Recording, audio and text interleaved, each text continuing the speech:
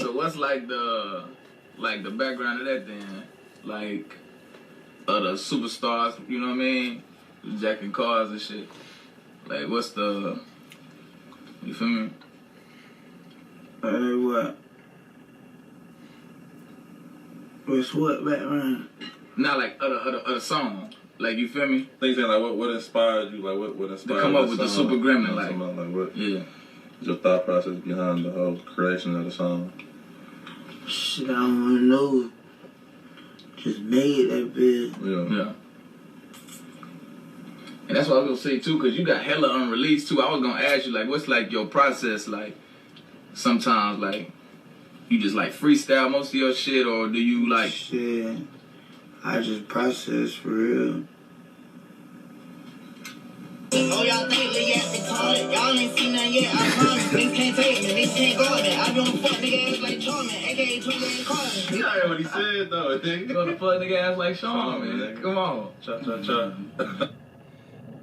Yo, that like one look that he gave though was kind of sketchy, man. Like, yo, somebody needs to check on this man, bro. Like,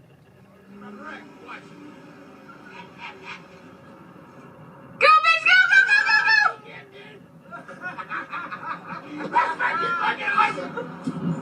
God damn it. that's crazy, bro. Like, imagine like you're just at some random parking lot and you see that happen. Like, so random. One big problem. He's just 7 years old. Dashboard cameras captured Daniel Wittenbach taking his family's SUV for a morning joyride. He almost hit another work vehicle. It was a boy and child. He's driving the wrong way into oncoming traffic in Middletown, Ohio. Cars swerve to avoid young Daniel, who's a decade shy of getting his license. You can hear him playing music along the way. But then the inevitable happens. He hits a median and slows down. Another driver tries to help, wrapping a shirt around his hands, trying to smash in the window. Only then does Daniel think he's going to get into trouble. He didn't understand that people were trying to help him and trying to stop the vehicle. Another driver tries to body block the SUV, but it still hits this Jeep head on. You're okay. You're okay. Daniel wasn't hurt and remains blissfully unaware of the danger that he was in. So where was he going? He's only Bro, what? A slushie from Speedway. Turns out his parents keep the keys stored high on a wall, but Daniel's a climber. I'm just thankful that he's alive. I'm just saying, yo, if you're like, it's your kid, you should know like he can just climb and get the keys, like, right? If you knew your son well, like you would find a better way to hide the keys. Like I didn't get that part. That shit's wild though. But apparently flat earthers have members all around the globe, and a couple people did request it. First of all, you have to believe in gravity. If you don't, then I don't know what to tell you. But on Earth, which is round, gravity pulls everything to the center, which obviously makes sense. In a fictional flat version of the Earth, gravity would still pull everything to the center of the plane because that's how it works, which means that apples would fall sideways in Australia, but flappers don't believe Australia is real anyway. Engineering. The Verrazano Bridge is fucking massive, and because of the curvature of the Earth, the towers had to be 41 millimeters further apart at the top than at the base, or the whole thing would collapse. Line of sight. Watch a sunset and then quickly run to a higher elevation and you can see it again. That can only happen on a round Earth. Same thing with ships, which don't disappear all at once because they round the Earth from our perspective. This is shit that they knew thousands of years ago. Speaking of which, this guy, a Greek mathematician in 240 BCE, knew that you could measure the angle and lengths of shadows cast by the sun in different locations at the same time and that they would differ. This wouldn't happen if the Earth was flat. How about something simple? Lunar eclipses. When the Earth casts its shadow on the moon, have you all ever seen it look like this? Didn't think so. At this point, we have thousands of images of around Earth from space by agencies from all over the world. It's not just NASA. You directly benefit from and use technology like GPS satellites, which are designed to orbit around Earth by the very agencies that you ironically shit on. I also don't think the dinosaurs died like this. Lastly, arguing for something this fucking stupid just screams first world privilege. And that's actually a pretty good breakdown about the whole thing. Flat Earth believers versus round Earth believers. You know what I'm saying? Like, she broke it down pretty well. I'm not gonna lie. Breaking news, Patrick Beverley has been banned from making future appearances on ESPN. Okay, here's everything that transpired, including the fan incident. That's just wrong. He's gonna get suspended for that. Okay, so the Bucks were down by 20 in an elimination game with 2:32 left, and then this happened. Pat Bev hurled the ball towards a male fan, which you shouldn't be doing anyway. Instead, it hit a female fan in the side of the head. Pat then called for the ball back, got it, then chucked it back at the fan.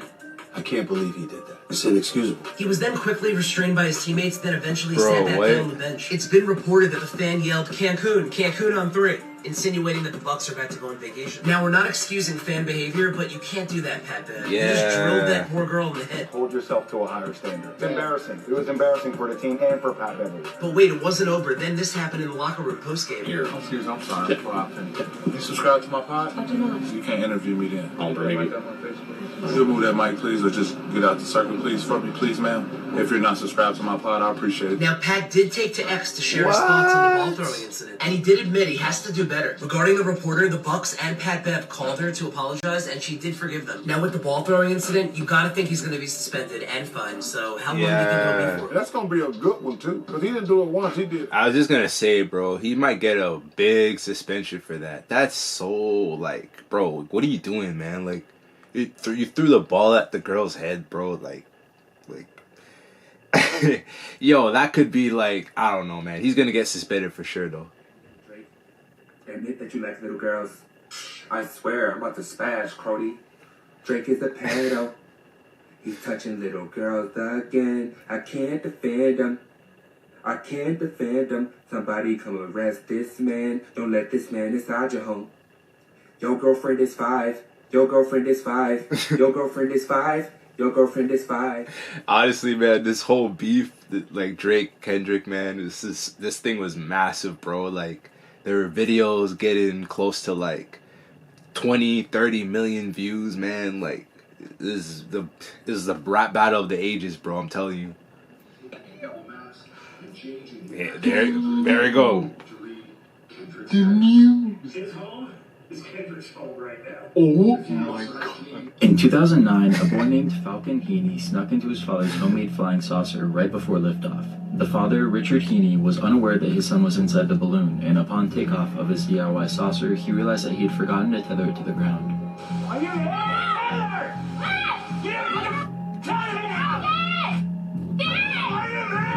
At this point, Richard had not yet assumed that his son was inside the balloon, only that the tether was untied. While initially frustrated to lose his aircraft, this was nothing compared to the devastation he would feel once he realized that he was now also at risk of losing his son. So we are sure that he's in that. Yeah, we... What? My son just said, being verified. He said, I was right just before it went off. And then we had it tethered. It wasn't supposed to take off. They sent a UH-60 Blackhawk and an OH-58 Kiowa to track down the saucer. It drifted for roughly 60 miles before landing 2 hours later. However, upon its landing, the boy was nowhere to be found. Concerns were raised about the possibility of the boy falling out of the saucer after a sheriff reported that he had spotted something dropping from the aircraft shortly before. A search and rescue crew followed the path of the balloon, searching for any evidence of the boy or debris, with no success. But then, in a shocking turn of events, a couple hours after the landing, the news reported that the boy had been hiding in a cardboard box in the attic the entire time. Many thought that this was the end of this intense and chaotic story. However, when the family was interviewed later on, this happened. And when Falcon was asked why he hid, the little boy said this. We did this for the show. What do you mean we did this for the show? I have no idea. In the end, the Heaney parents both pleaded guilty to the charges against them for the hoax. Yo, I was just gonna say, like, if he was actually in that saucer, he probably would have survived. You know what I mean? Like, the way the saucer just floated down, kind of like a balloon. But, like, yo, just the kid just snitched on the dad, like, oh, man. What is happening? Yeah, that was pretty weird, man. There's probably something wrong with their TV or something.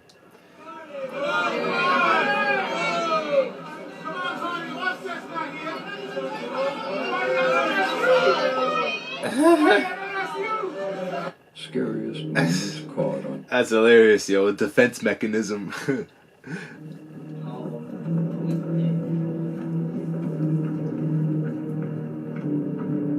What the fuck? What the hell is that? Yeah, bro. I was doing the same thing.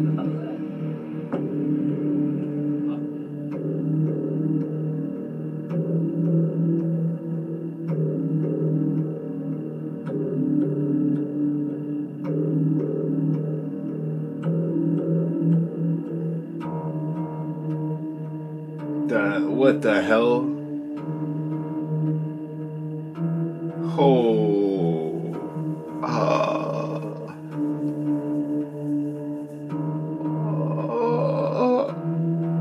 Yo. Those palm trees are like mad tall too. And like, you know, you compare it to the height of the water, bro. Like what the hell? That shit's scary, man. Smart.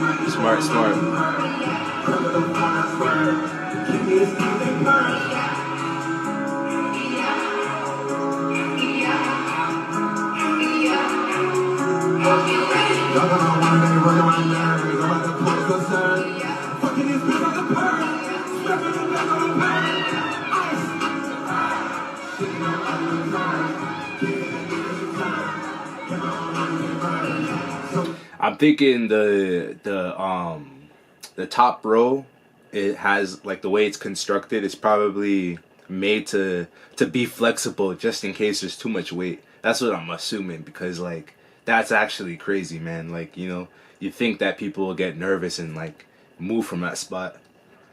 When you walked around the corner. But fuck all that, Poppy. Look, I got these gift cards. Give them to you dirt cheap. Matter of fact, give them to you just for a Lucy. I scratched some of the decorations off because I like the way the shit look, but these shits are still good. Get the fuck out of here, man. Well, fuck you, Mama Huevo. You like your jacket anyway, ugly mother. Wait, Puppy, look. What about this bike? I even throwing the gift cards with it, Puppy. $20. I gotta eat just like you, Puppy. These Spanish don't want nobody to have nothing, just like you. Spanish?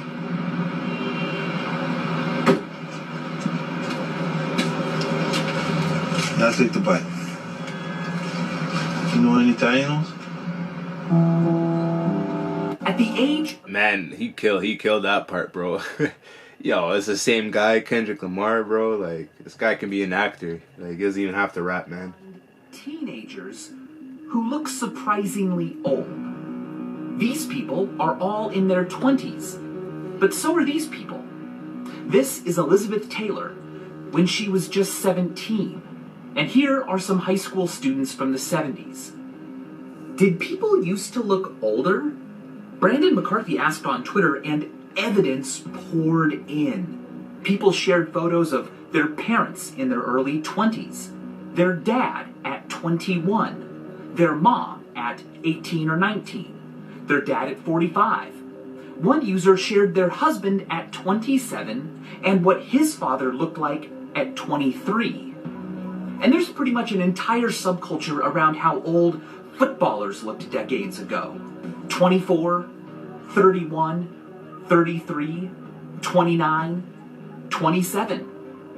It's not uncommon to think that there's something more grown up about the way people used to be, to look back and think that people seemed older at a younger age than they do now.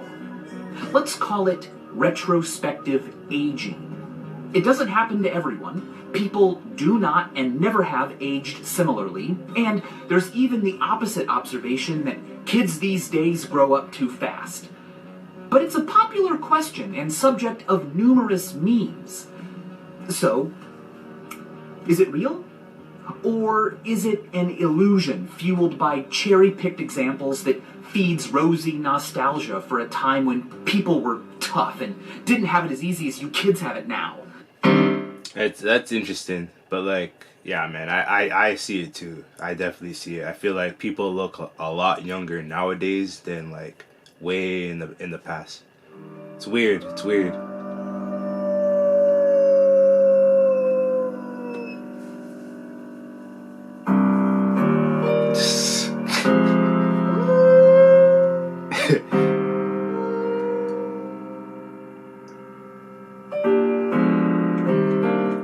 Bro's a better piano player than me, bro.